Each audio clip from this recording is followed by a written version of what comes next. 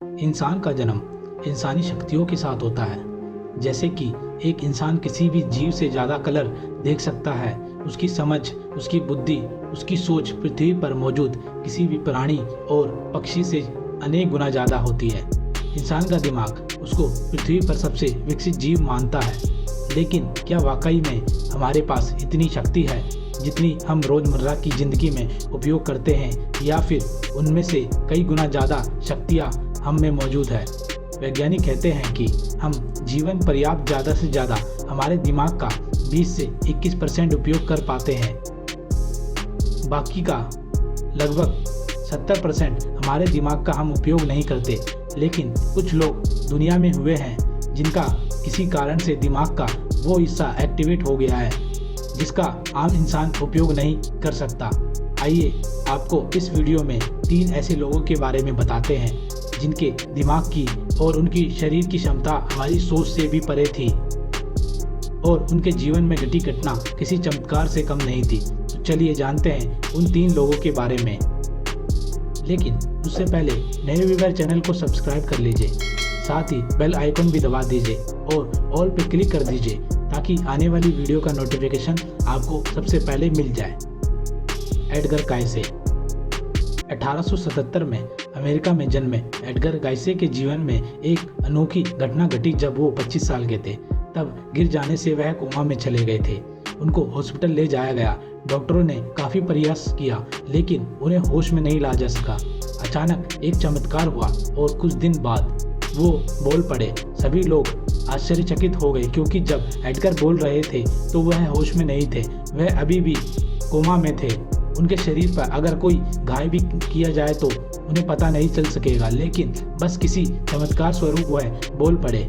उन्होंने कहा कि मैं एक पेड़ से गिर गया था और मेरी रीढ़ की हड्डी पर तथा मस्तिष्क में कई जगह चोट लगी है, जिसके कारण मेरे ज्ञान तंतु नष्ट हो रहे हैं। अगर अगले 2 दिन में मेरे इलाज नहीं हुआ तो मैं मर जाऊंगा। वहाँ पर एडगर के सभी जान पहचान वाले डॉक्टर और आसपास के हॉस्पिटल के लोग भी इकट्ठे हो गए। सबके लिए यह किसी चमत्कार से कम नहीं था। एडगर को पूछने पर उन्होंने कुछ जड़ी बूटियाँ बताई और उन्होंने बताया कि आप इन जड़ी बूटियों को अगर ले आओगे और समय रहने तक मेरे खून में पहुँचा दोगे तो मैं ठीक हो जाऊँगा। इतना कहकर वह फिर से कोमा में चले गए। अब आश्चर्यचकित कर देने वाली बात यह थी कि एडगर कोई डॉक्टर नहीं थे और ना ही चिकित्सा विषय और उनकी पद्धति से उनका कोई दूर दूर तक वास्ता था। एलोपैथिक आयुर्वेदिक दवाइयाँ और जड़ी बूटियों के बारे में तो वह कुछ भी नहीं जानते थे और जिस हॉस्पिटल में वह थे उनके डॉक्टरों को भी यह नहीं मालूम था कि उन्होंने जो लिस्ट दी है उस जड़ी बूटियों से वह ठीक हो जाएंगे या नहीं। लेकिन जब कोई रास्ता ना हो तो इंसान हर मुमकिन कोशिश कर लेता है। वही जड़ी बूटियों की खोज की गई। ब्राज़ील के अमेज़न जंगल में जो पौधे मिले जिनमें से वह संजीवनी भी शामिल थी जो एडगर ने बताई थी, उस जड़ी बूटियों के रस को वैक्सीन के जरिए उनके खून में पहुंचा दिया गया। वह कुछ घंटे में ही ठीक हो गए। और मज़े की बात तो सुनिए दोस्तों, जब एडगर ने होश में आए और उनसे पूछा गया तो उनको यह मालूम ही नहीं था कि बेहोशी में वह कुछ बोल रहे थे और किसी जड़ी बूटी का जिक्र भी किया था। और आगे सुनिए, इस घटना के बाद एडगर के जीवन में बहुत बड़ा परिवर्तन आया।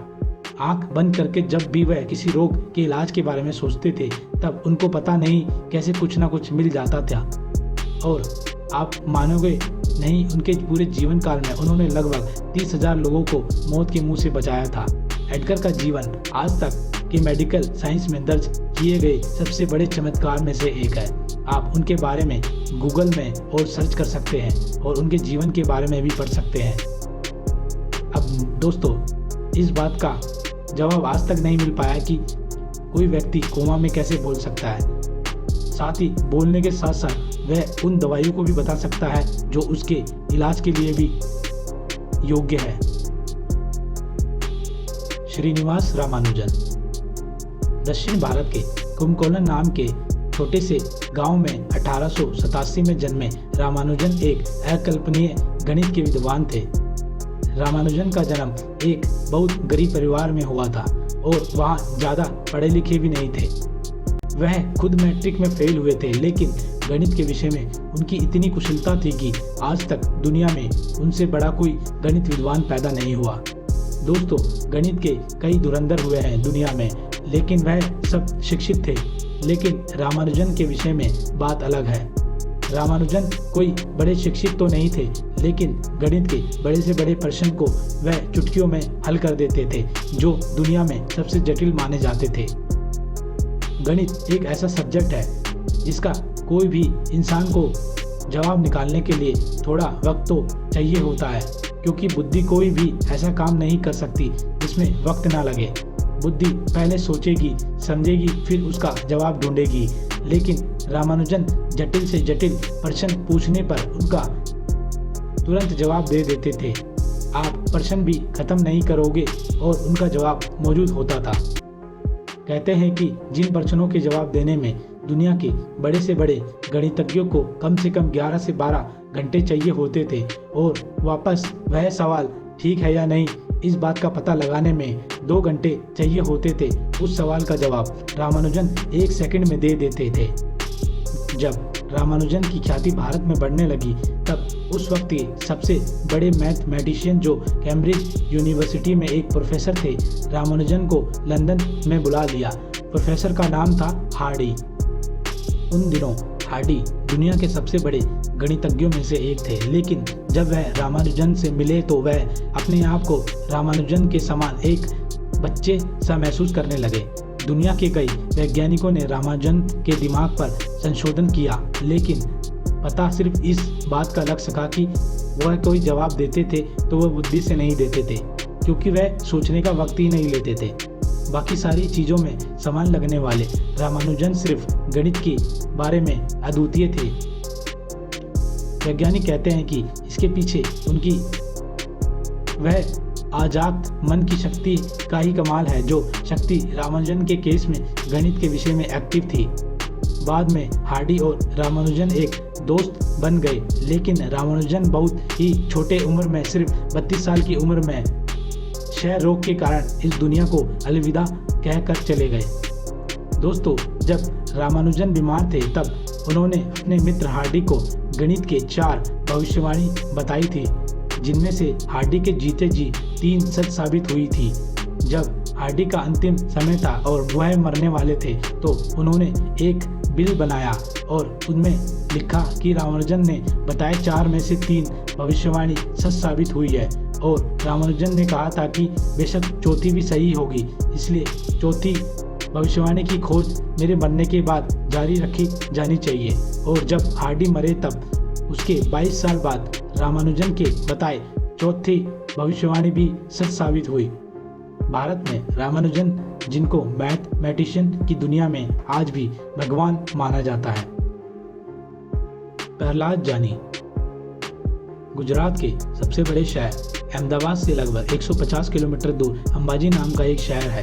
अंबाजी एक शक्ति पीठ है जहाँ अम्बा मां विराजती है।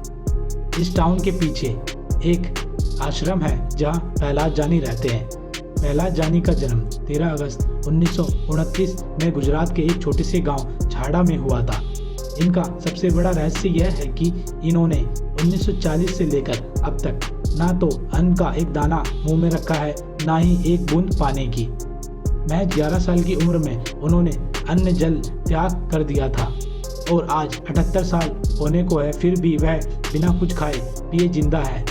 मेडिकल साइंस के अनुसार अगर कुछ ही दिन हम बगैर पानी के रहते हैं तो हमारी मृत्यु हो जाती है, और अन्न जल के बिना इतने सालों तक जीवित रहना एक चमत्कार से कम नहीं है। प्रहलाद जानी की एक घटना डिस्कवरी चैनल, नेशनल जियोग्राफी और इंडिया के सभी न्यूज़ चैनल पर भी आ चुकी है, और आप लोग इन्हें जानते भी हैं। स्टर्लिंग हॉस्पिटल में प्रहलाद जानी को 1 महीने से ज़्यादा रखा भी गया था, और उन पर रिसर्च भी किया गया था। जहां पर उनको रखा था वहां पर सभी जगह पर कैमरे लगे हुए थे, लेकिन डॉक्टर के इतने लंबे ऑब्जर्वेशन के दौरान ना उन्होंने कुछ खाया और ना ही उन्होंने कुछ पिया। उनसे मिलने वाले लोग कहते हैं कि प्रहलाद जानी से मिलने के बाद उनको एक अलग सी एनर्जी का एहसास होता है। प्रहलाद जानी का कहना है कि यह योग शक्ति की मदद से संभव है। अगर हम योग शक्ति के माध्यम से अपनी पाचनीय क्रिया पर जीत हासिल कर लेते हैं तो किसी भी इंसान के लिए यह कर पाना मुश्किल नहीं है, और यह भी ह्यूमन ब्रेन और बॉडी की अपार शक्ति का ही चमत्कार है।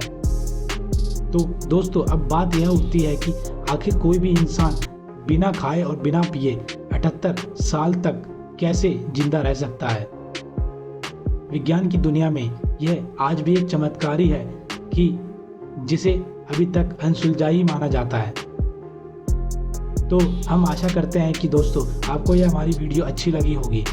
आप अपने सुझाव और कमेंट करके बता सकते हैं और हमारी आने वाली नई वीडियो को देखने के लिए हमारे चैनल को सब्सक्राइब कर लीजिएगा ताकि आप हमारी नई वीडियो को सबसे पहले देख सकें। मिलते हैं नेक्स्ट वीडियो में, जब तक के लिए जय हिंद दोस्तों।